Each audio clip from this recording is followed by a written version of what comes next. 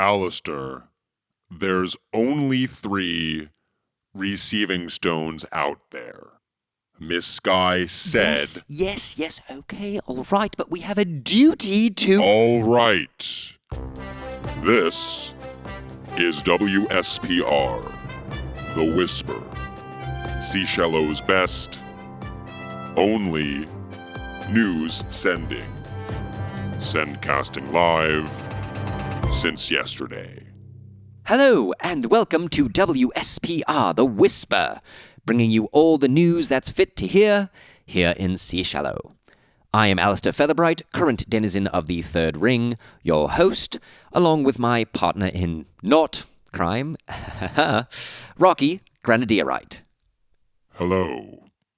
As we've already done a tour of our offices... Basement. Already...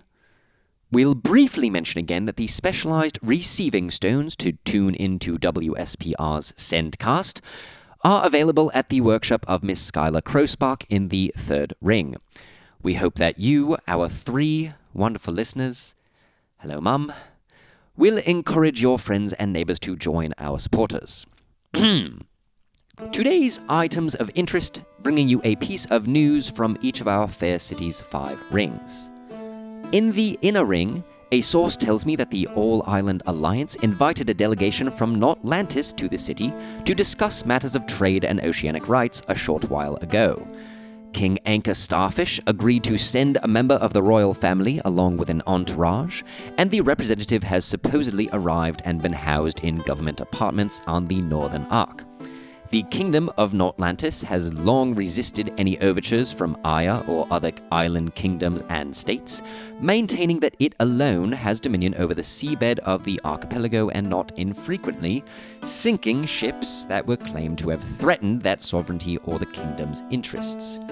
The Aya official I spoke with referred to the delegation as a success for the alliance and hoped to have fruitful discussions with the royal Notlantian in question. In the Third Ring, spider kittens got loose from Shampoodles, a magical pet and grooming store.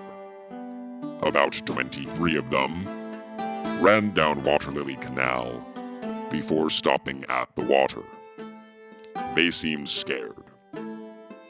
Local residents, including Mix Russell Blackhelm, 135, helped gather the kittens and return them. Mix Blackhelm, a baker, said they hoped to adopt a kitten. A rather nice bookstore was unexpectedly teleported, or otherwise magically transported, within the second ring. All Eyes and Earmarks, a small shop specializing in histories and studies of the archipelago's many species and their islands, was until 2 days ago located on Spellright Way and had been for some 15 years.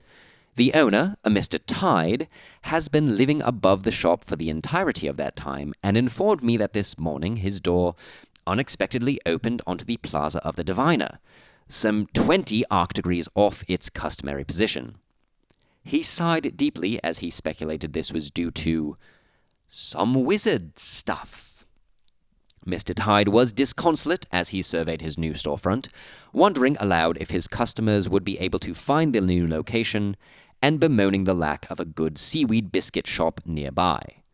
The College of Conjuration refused to comment on this or any other unexpected teleportation, and thus no explanation is forthcoming.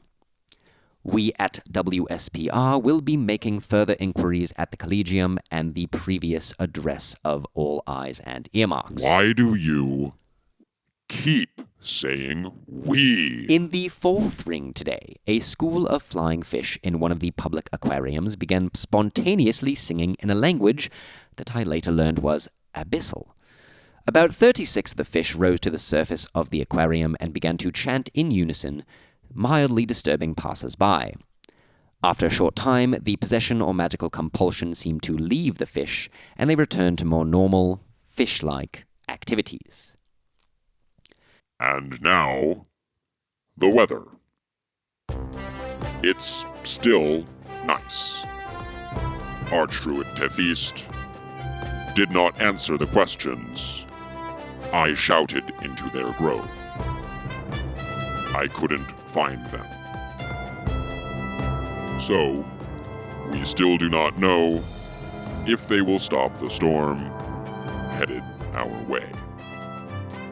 I think you should weatherproof your home. Ask your local council guard station. Hello, friends. It's Colin, just popping in for one quick moment to say, I hope you're really enjoying the show. We love making it, and it would be super cool if you wanted to leave us a rating and a review on Spotify, Google, Apple, wherever you're listening to us. It helps new listeners find the show. We get a nice, warm, fuzzy feeling inside when we read them, and that would be excellent. If you really love the show, why don't you head on over to patreon.com/The Roll Report.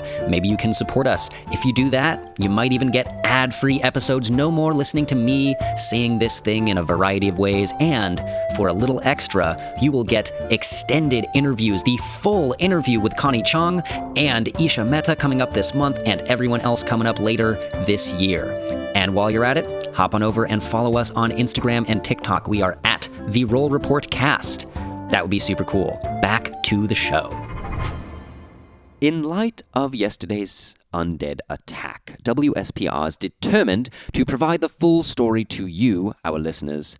And to this end, we have acquired a second modified sending wand so that we might report from the city rather than our offices. You will report from the city instead of this basement. So, I will be leaving shortly for our first field send.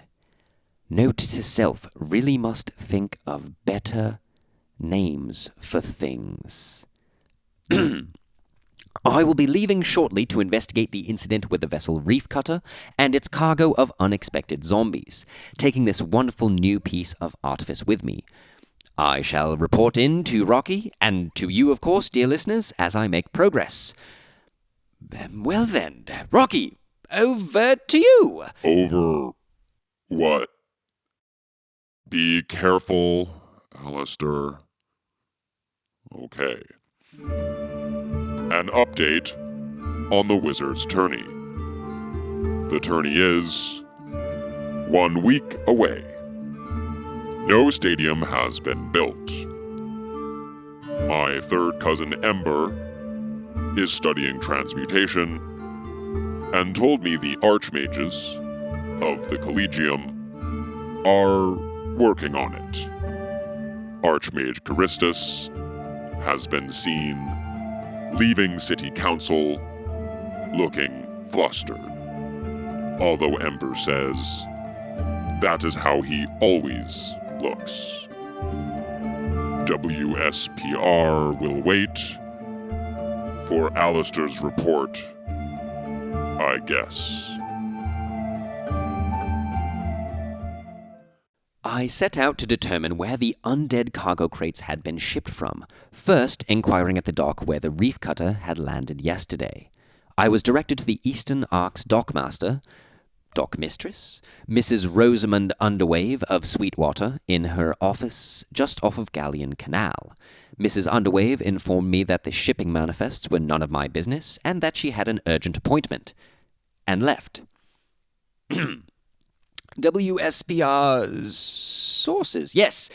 sources, however, indicate that the cargo aboard the Reef Cutter had been sent to Seashallow from several of the eastern islands of the archipelago, and that the crates containing the undead were addressed to the Collegium of Mages from an unknown sender on the island of Uthon. Mrs. Underwave, confronted with this information, unleashed what I believe was a string of expletives in Halfling and allowed me to examine shipping schedules for today.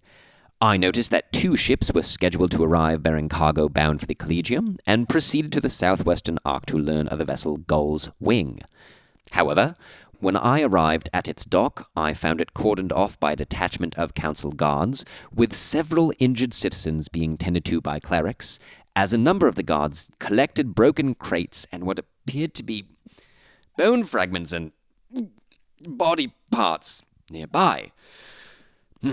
a Mr. Phineas, a turtle who refers to himself as a world traveler, was able to inform me, through a song played by hitting parts of his shell in a most amusing way, that shortly before my arrival the crates had burst into a horde of undead creatures. The guards had arrived and dealt with them, but not before the creatures had attacked the good people I saw being treated.